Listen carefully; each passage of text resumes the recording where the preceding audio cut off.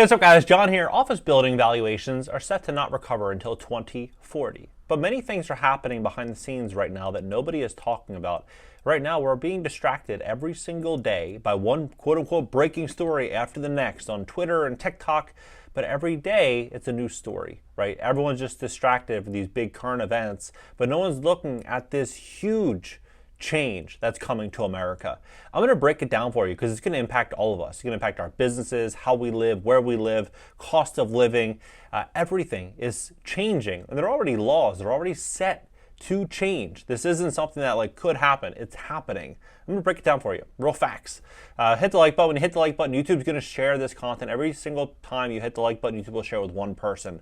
So please do your part and hit the like button to wake somebody else up about where this U.S. economy is really headed. Also, today's video is sponsored by GreatCreditFast.com. That's GreatCreditFast.com. If you want to fix your credit and position yourself for the greatest wealth transfer of all time, we'd love to help fix your credit at GreatCreditFast.com. Go there, schedule a free consultation. Take a look at this. U.S. office owners get a dire warning that a rebound is unlikely before 2040, right? They say that values are expected to plunge 35% from peak by the end of 2025, take an additional 15 years to recover, right? Now, Mayor Adams, New York, came out in April 2022. He said that vacancies are going to hit 20%, right, until 2026. And I covered this last year, saying that he was saying this to kind of normalize this conversation about offices and about this new trend that's going to continue. Because back in 2021 and 2022, everyone thought that we were going to go back to 2017 and 2018. That's not going to happen. It's never going to happen because the world has changed structurally. Look at what this company PIMCO, for example, is going through. PIMCO, they bought an office building portfolio for $3.9 billion. They put 50% down, almost $2 billion in cash as a down payment. And this is a portfolio in Boston, Philadelphia, San Francisco, and they can't pay their bills. They're in foreclosure with 50% down. Now, think about the average everyday landlord that has these office properties. They're in trouble, right? They're in trouble. And the reason they're in trouble is because borrowing costs have soared 3% to 7%. Insurance and taxes have risen and rents have fallen in most areas. And so when you are refinancing these properties, and these commercial properties have to be refinanced. In fact, half of $2.9 trillion in commercial mortgages will be up for refinancing in the next couple of years. These banks are going to say, how much money is this building making, right? Can you support this new loan that you're asking for? What's the real value of this property? They'll do an appraisal and they'll look at the real income and come up with a valuation. And if you don't have equity in that property, or you're upside down, or you don't have the cash flow to support that new debt, that new, much more expensive debt, then you're going to have to either strike a really big check to keep the building or give back the keys. And that's what's going to happen. We're going to start to see a lot of cities go through this.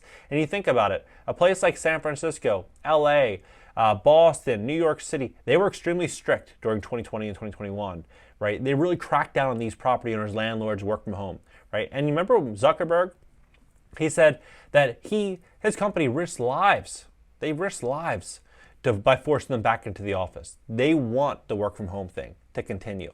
And this is, I think, something so big that most people don't realize. When you have a company like Facebook or Uber or Yelp or any of these companies, when you have to have Class A office, like New York City, Manhattan office, you have to have these really, really, really great locations to attract top tier talent. Well, what happens? You have to obviously front the bill, right? You have to pay employees that are living in these areas massive salaries. You have to pay, benefits. You have to also, in some cases, pay sign-on bonuses. You have to take on all these different costs, all these different risks. In lawsuits, you increase the likelihood of a lawsuit and litigation when you have employees coming to the office all the time. Well, when you're able to start outsourcing tons and tons of talent, well, that's a really big benefit for these large corporations. And that's where we're actually headed as a whole. Next wave of remote work is about outsourcing. So that's what they get to reduce. They get to reduce their costs all across the board. And when you look at where the everyday American consumer is, they have less money today than they've had in decades. The cost of living is not keeping up with wages. And so these companies are looking for ways in which they're going to be able to weather the storm. And that's what they're going to start to do. They're going to start outsourcing more and more talent, reducing their office square footage, which is going to be a complete problem for a lot of these landlords that have office properties in these cities. And then you have AI that's just like continuing to move forward. IBM plans to use AI to replace 30% of back office jobs, talking 7,800 jobs, right? AI is going to be a really, really big, it's going to play a really big role in our lives the next 5 to 10 years. But economists predict 18% of work can be computerized. 18%. White collar workers could be the first to be replaced. So you think about blue collar workers, electricians, plumbers, contractors. These people are going to be harder to replace, right? And they don't require Class A office. They can work from home. They have maybe a small little office and outside of town. They don't really need that expensive office building. They don't, because they don't have customers going to their office. The people that are working for them meet them at the job in most cases. And so for these people, they're going to put themselves in a position to where robotics and tech won't be able to replace them anytime soon. And we're going to start to see this whole picture come together. So here's how this kind of looks. Right now we're hearing about Amazon, drone deliveries crashing, right? But look at Walmart, for example. Look at Walmart, what they'll be able to do when these cities really start to pick up in density. The amount of density that's going to be in New York City and San Francisco and all these cities in the coming couple of years will blow your mind. So look at this. So does your local Walmart drone offer delivery, right? Here's 36 stores. So already kind of testing it, a bunch of stores in Texas, Florida, Arizona, Arkansas, Virginia, Utah, North Carolina, right? For starters. So Chicago plans to convert office, right? Seattle doing it. You have a bunch of, even in San Francisco, a bunch of places doing it in San Francisco, some doing it in Los Angeles. But look at this. Look at where the everyday American consumer is and why they're going to be forced into cities. They say 21.3% of the U.S. population is getting government checks, right? That comes out to about 69 million Americans, right? 69 million Americans.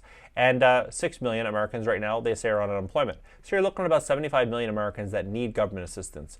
And so when we are looking at all these office properties, right? These office properties, a lot of which are probably going to be going back to the bank. What are they going to do with these office buildings? Well, what I believe is going to happen is the zoning and regulation will continue to change and be modified to where they're going to start pushing forward communal housing in a lot of these buildings. Now, it's not going to be the type of apartments that you're used to now seeing like online, where these beautiful, really nice apartments. I think it's going to be more of like a stack and pack is what they're going to start to push forward with, based on this. Look at this. This is what they're saying, that they want 1 billion housing units by 2025, right? Look at this. It says the buildings that we live and work cause nearly 60% of emissions in C40 cities in the average, up to 80% in some cities, from energy use to power, heat to cool them, construction materials, building sector responsible for a third of global resource consumption. The need for buildings and infrastructure will intensify. By 2025, we'll need to build 1 billion new homes. And remember, they said you have to refinance 2.9 trillion by 2025, right? How are you going to build this many homes? Right? How? That's a huge ask, considering the fact that there's about 8 billion people in the world. Not everybody has a home.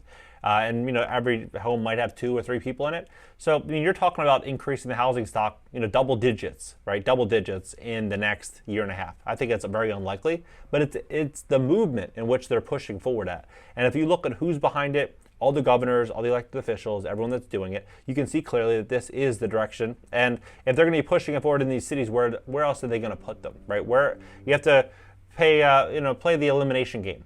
If it's not going to be office, and they're going to be in these cities, because if you look at their cities, the cities are here. North America, they're listed right here. So if they're not going to be in the office buildings, where do they put all these people? Right? It's going to be in the office buildings, more likely. Maybe they'll get demolished and they'll get rebuilt into micro units. Maybe they'll just do communal housing or communal bathrooms. But if you look at it, that's exactly what they're saying. They want to increase, they want to add 1 billion units, and they need to build basically a city of the size of Stockholm or Milan every week until 2050, or the city the size of Singapore or New York every month, right? And some people might be like, oh, that's not going to happen. It's not going to happen.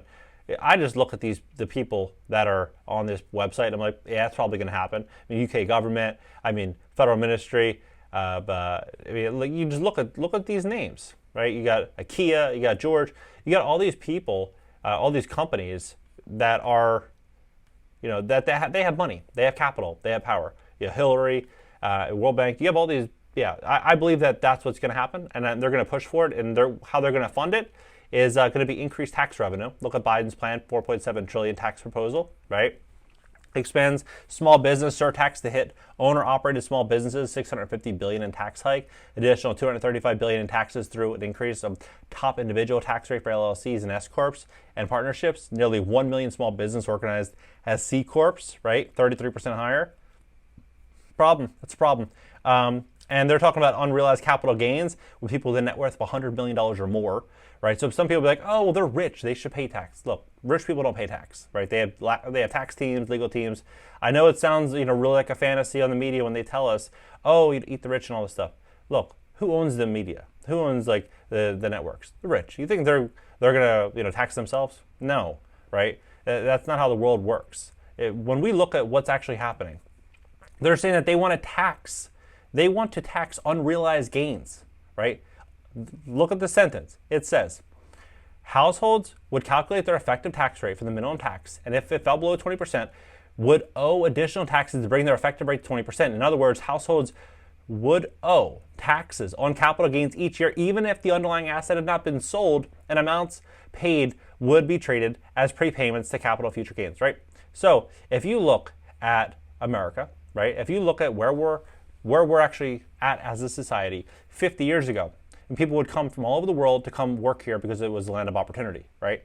Now what we're starting to see is a lot of this opportunity start to, spread out. And if you're a business owner or you're worth $100 million or $200 million and you're seeing all of this, unfold, would you want to have all your eggs in America's basket?